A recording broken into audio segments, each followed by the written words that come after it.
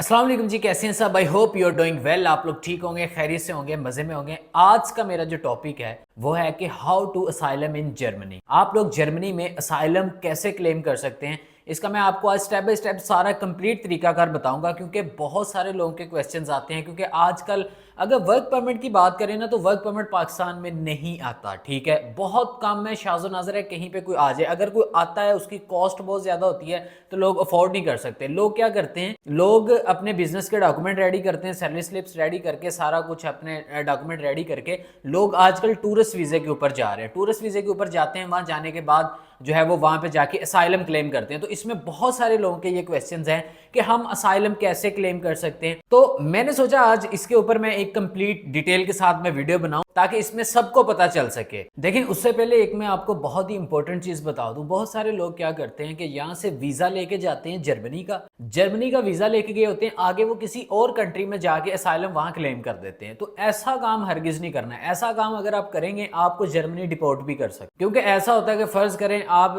यहाँ से वीजा ले गए जर्मनी का, ठीक है, आप आगे जर्मनी से किसी और कंट्री चले जाते हैं। लेट्स सपोज आप फ्रांस में चले जाते हैं, या आप स्पेन में चले जाते हैं, या आप कहीं और चले जाते हैं। तो जब आप ऐसे किसी कंट्री में जाते हैं, तो जो जर्मनी होगा वो आपके फिर उस कंट्री में राब्ता करेगा कि जी बंदा हमारा दो वापस। और कुछ ऐसे कंट्रीज हैं जो ऐसे बंदा वापस नहीं रहते, जैसे कि स्पेन हो गया, इटली हो गया। अगर इन कंट्रीज का आप वीजा लेके किसी और कंट्री में जाके असाइलम क्लेम करते हैं, तो ये कंट्री जो है वो अपना बंदा वापस नहीं लेते, क्योंकि इनके पास पहले ही असाइलम सीकर का रश बहुत ज्यादा है। फ्रांस हो गया, नीदरलैंड हो गया, जर्मनी हो गया, ये बड़े स्ट्रॉन्ग कंट्रीज हैं, ये अपना बंदा वापस ले लेते हैं। तो आप कोशिश करें जिस कंट्री का वीजा लेके गए उसी कंट्री में जाके असाइलम करें, इससे अपना टाइम भी जाया ना करें और अपने लिए मुश्किलात भी खड़ी ना करें। जिस कंट्री का वीजा लगवा के गए उसी कंट्री में जाके असाइलम क्लेम करें, किसी और कंट्री में जाके असाइलम हरगिज क्लेम ना करें। चलें चलते हैं अपने टॉपिक की तरफ, वीडियो को स्टार्ट करते हैं। जल्दी से जो देखने वाले व्यूअर्स हैं वो चैनल को सब्सक्राइब करें, बेल आइकन को भी प्रेस कर दीजिएगा। देखें, अगर आपने पाकिस्तान से वीजा ग्रांट करवाया जर्मनी का, ठीक है, जर्मनी आपने अब ट्रैवल करना है, तो आप क्या करेंगे, आप यहां से टिकट करवाएंगे सीधी फ्रैंकफर्ट की, ठीक है, क्योंकि फ्रैंकफर्ट के पास एक सिटी है गिजन, जो कि जर्मनी का हब है असाइलम सीकर्स के लिए। सबसे ज्यादा असाइलम वाले गिजन में रहते हैं। गिजन सिटी का नाम है। अगर आप फ्रैंकफर्ट आते हैं तो वहां आप बासानी ट्रेन के जरिए आप गिजन पहुंच सकते हैं। तकरीबन 1-1.25 घंटा लगता है आपको। गिजन पहुंचने के बाद टैक्सी लें, टैक्सी लेने के बाद आप कैंप्स में जाएं, ठीक है। कैंप्स जो होता है वो बराए नाम बस एक कैंप बनाए होते हैं उन्होंने, ठीक है, जैसे टूटे पुटे होटल होते हैं वैसा एक होता है।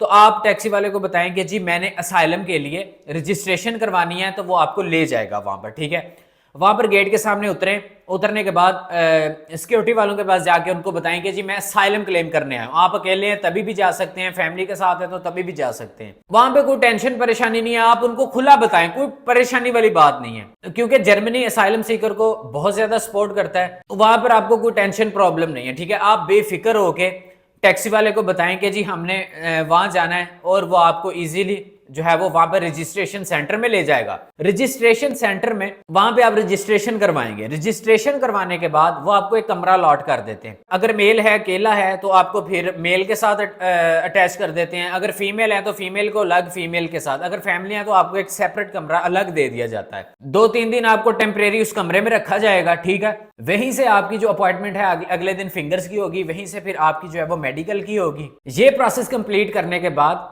वो आपको एक न्यू जगह के ऊपर शिफ्ट कर देंगे। अगर फैमिली है तो उसको एक सेपरेट, अगर लड़का लड़की है आप असाइलम कर रहे हैं तो वो आपको आपके उस हिसाब में, क्योंकि मेल है तो मेल, फीमेल है तो फीमेल के हिसाब में वहां पर एडजस्ट कर देंगे आपको, ठीक है। इसके बाद 2 से 3 महीने तक आपको वहां पे रहना होता है जहां पर आपको रहाइश दी होती है। उस दौरान आपके टैक्स नंबर ID इशू होता है, ठीक है।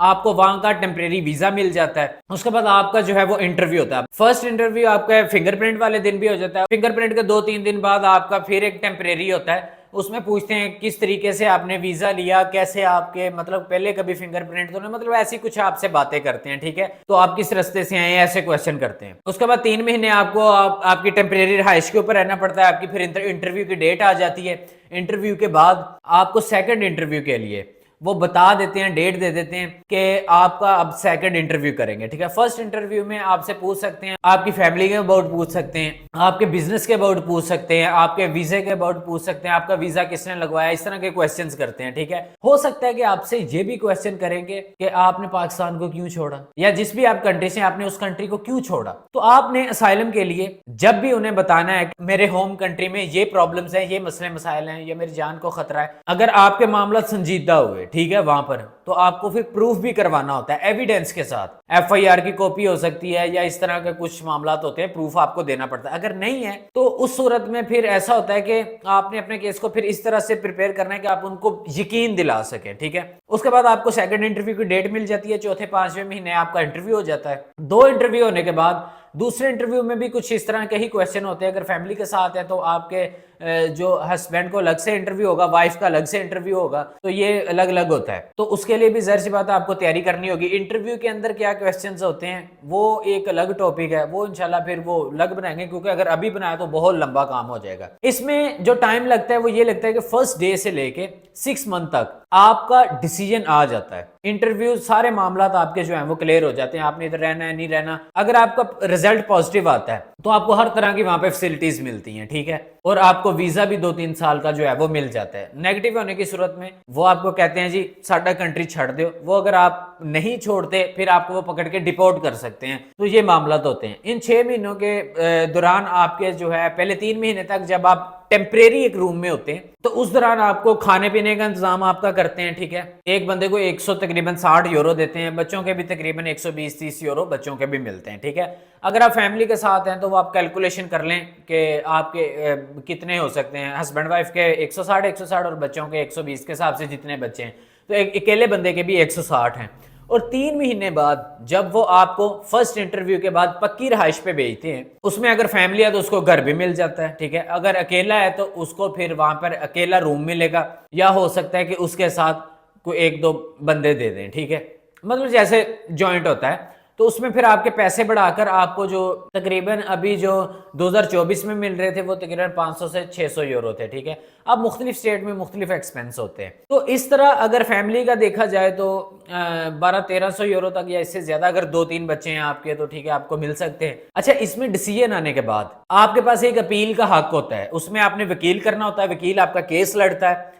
अगर आपकी एक अपील को एक्सेप्ट किया जाता है तो आपको दोबारा एक इंटरव्यू का मौका दिया जाता है। इसी तरह आपको अपने इंटरव्यू में अपीयर होना पड़ता है, ठीक है, अपने मामला बताने पड़ते हैं। अगर वो सेटिस्फाइड हो जाएं तो आपका केस पास हो जाता है। अगर वो सेटिस्फाइड नहीं होते तो आपका केस जो है वो नेगेटिव आ जाएगा। उस सूरत में दोबारा आपको जो है वो आपके लिए यही सजा होती है कि अगर पास नहीं है तो आपको कंट्री छोड़ना पड़ता है। अगर आप नहीं छोड़ते तो आपको फिर वो वहां से डिपोर्ट कर देते हैं। अगर पास हो जाता है तो आपको पैसे मिलते रहते हैं, अकोमोडेशन मिल जाती है, आपको काम करने की फिर इजाजत भी मिल जाती है। बेहतर यही है कि आपका डिसीजन अगर नेगेटिव में आता है तो आपको कंट्री छोड़ जाना चाहिए, क्योंकि अगर आप किसी और कंट्री से आके जर्मनी में असाइलम करते हैं, हो सकता है कि आपको आपके होम कंट्री में डिपोर्ट करते हैं। अगर नेगेटिव आता है, अल्लाह ना करे, और दूसरे किसी और कंट्री का रुख कर जाए, आपके पास वहां पे भी ऑप्शन होते हैं, वहां पे जाके भी असाइलम जो है वो क्लेम कर सकते हैं। तो ये थी कंप्लीट असाइलम के ऊपर वीडियो। बाकी अगर इसमें आपका कोई क्वेश्चन हो तो आप पूछ सकते हैं। बाकी इसमें अगर कोई मेरी इन्फॉर्मेशन में कोई चीज़ मिस हो तो आप काइंडली, अगर आपको नॉलेज हो तो आप काइंडली मेरी इस्लाह कर सकते हैं, आप मुझे बता सकते हैं।